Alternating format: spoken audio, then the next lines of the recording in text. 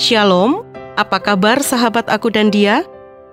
Semoga tetap sehat dan bahagia.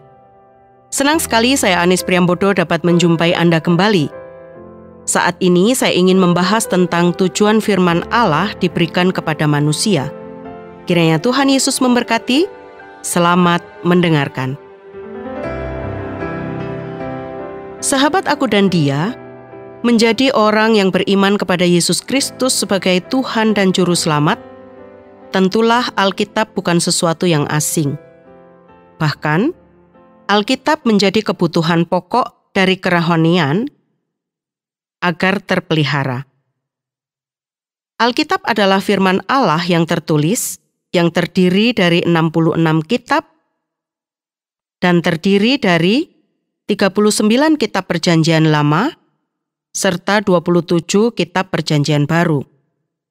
Kitab-kitab yang tergabung dalam Kitab Perjanjian Lama atau PL adalah kitab yang ditulis antara kurang lebih tahun 1500 sebelum Masehi sampai kurang lebih tahun 400 sebelum Masehi.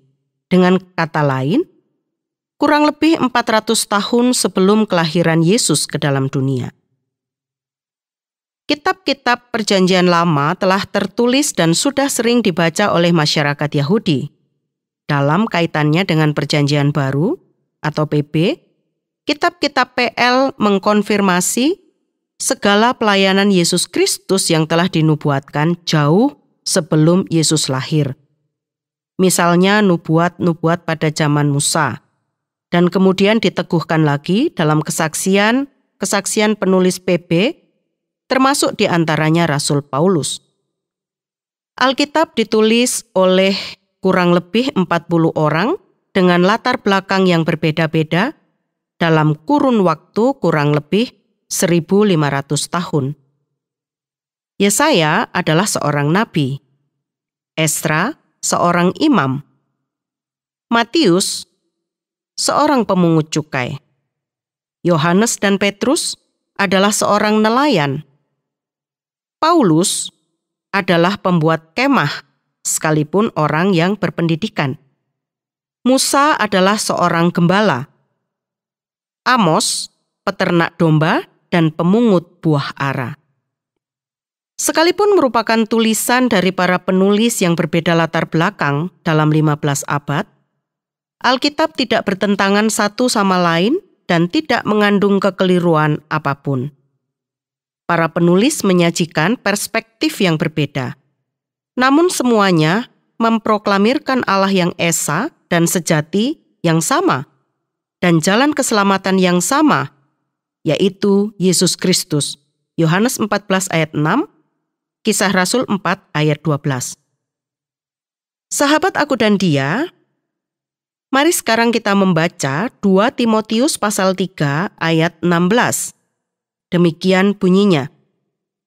Segala tulisan yang diilhamkan Allah memang bermanfaat untuk mengajar, untuk menyatakan kesalahan, untuk memperbaiki kelakuan, dan untuk mendidik orang dalam kebenaran.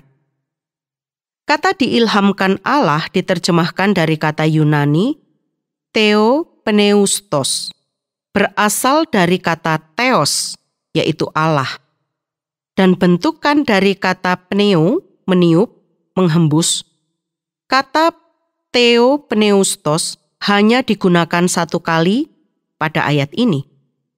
Kata itu berjenis adjektif yang menerangkan nomina graphe, yaitu tulisan. Hal-hal yang ditulis, termasuk kitab, dalam 2 Timotius 3 ayat 16. Paulus menegaskan bahwa semua yang termasuk kategori Alkitab, yaitu semua yang mempunyai tempat dalam tulisan-tulisan yang suci, hierogramata ayat 15 dari 2 Timotius pasal 3, demikian halnya justru karena diilhamkan Allah, yang adalah berguna untuk menuntun baik iman maupun hidup. Berdasarkan ayat ini, teologi Kristiani biasanya menggunakan kata pengilhaman atau inspirasi untuk mengungkapkan keilahian asal dan kualitas Alkitab. Secara aktif, kata ini menyatakan karya Allah yang menembus keluar sehingga menghasilkan Alkitab. Secara pasif, keadaan Alkitab yang sudah terhembuskan dan yang terjadi dengan jalan demikian.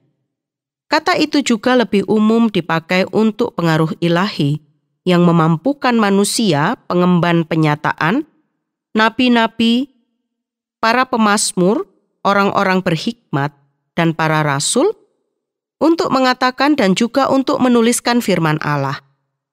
Kitab suci memenuhi semua tujuan pengungkapan atau pewahyuan ilahi. Manfaat yang pertama yaitu mengajar. Mengajar adalah memberi tuntunan dan arahan, memberi pengertian, menyingkapkan hal-hal yang tak terpahami, agar yang tidak mengerti jadi mengerti. Daud berkata dalam Mazmur 119 ayat 97 sampai 104, "Betapa ku cintai Taurat-Mu, aku merenungkannya sepanjang hari. Perintah-Mu membuat aku lebih bijaksana dari para musuhku. Sebab selama-lamanya itu ada padaku. Aku lebih berakal budi daripada semua pengajarku. Sebab peringatan-peringatan-Mu kurenungkan. Aku lebih mengerti daripada orang-orang tua, sebab aku memegang titah-titah-Mu. Terhadap segala jalan kejahatan aku menahan kakiku, supaya aku berpegang pada firman-Mu. Aku tidak menyimpang dari hukum-hukum-Mu, sebab Engkaulah yang mengajar aku.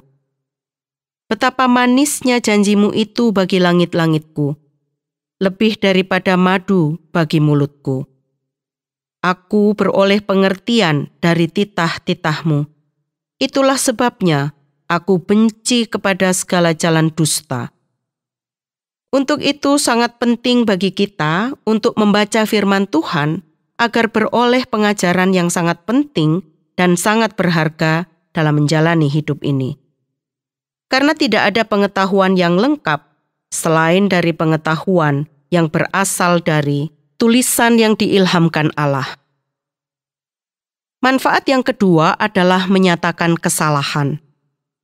Setelah membaca atau mendengarkan firman Tuhan, kita akan disadarkan akan kesalahan-kesalahan kita.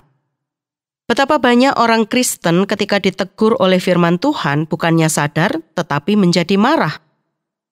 Semakin kita tekun membaca dan merenungkan firman Tuhan, seharusnya kita menjadi semakin peka.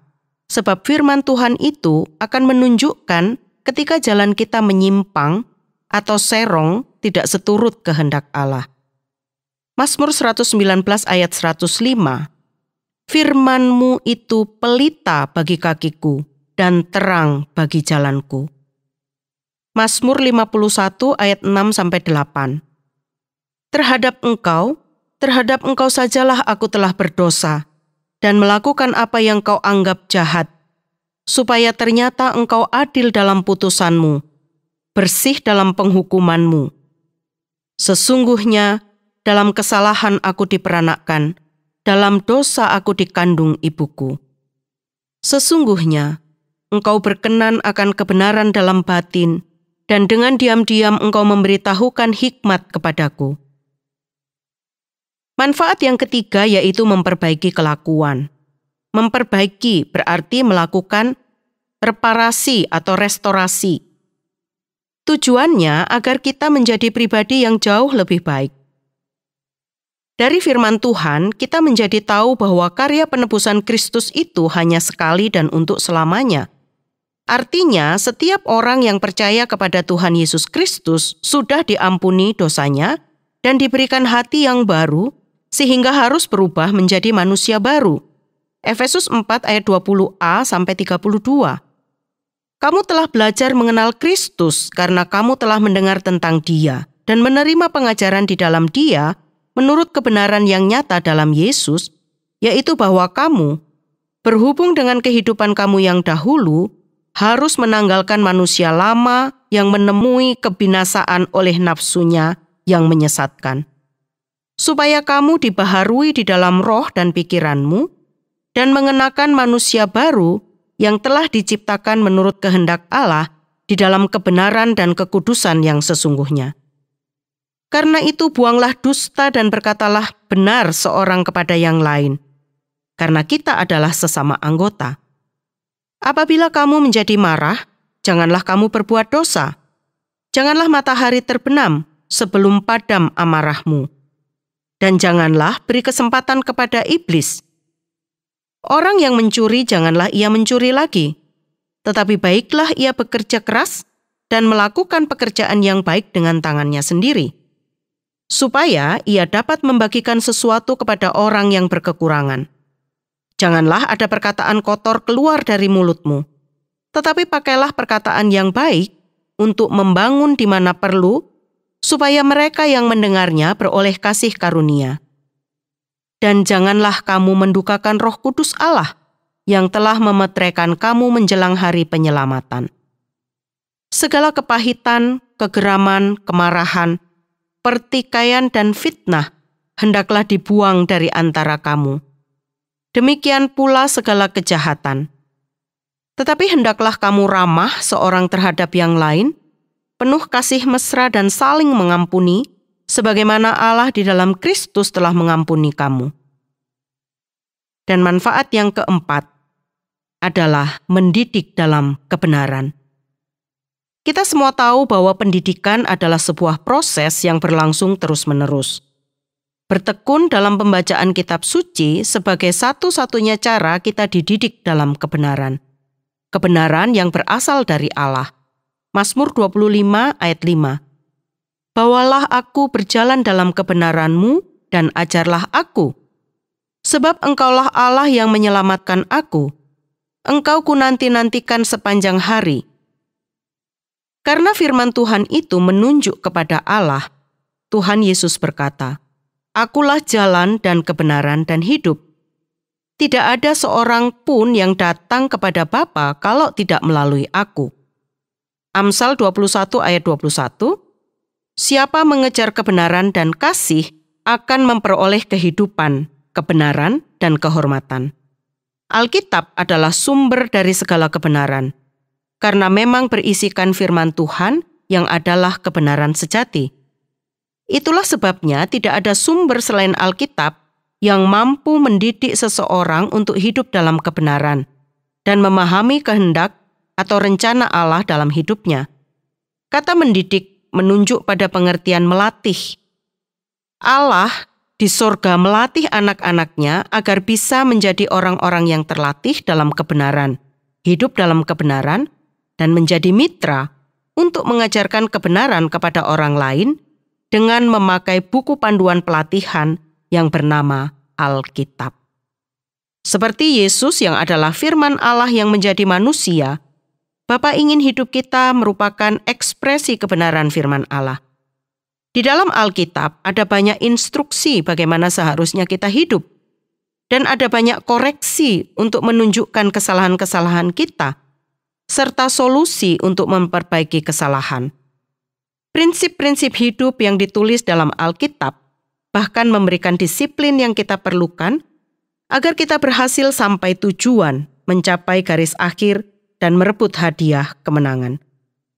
Ketika segala tulisan yang diilhamkan Allah itu sudah mencapai tujuan dalam memberikan manfaat sebagaimana yang sudah saya uraikan tadi, maka 2 Timotius 3 ayat 17 akan digenapi. Dengan demikian, tiap-tiap manusia kepunyaan Allah diperlengkapi untuk setiap perbuatan baik. Sahabat Aku dan Dia, usai sudah perjumpaan kita kali ini. Bila Anda ingin membagikan kisah atau Anda ingin memberikan usul maupun pertanyaan, hubungi kami melalui SMS atau WA ke nomor 081 777 386. Saya Anis mohon pamit, sampai jumpa.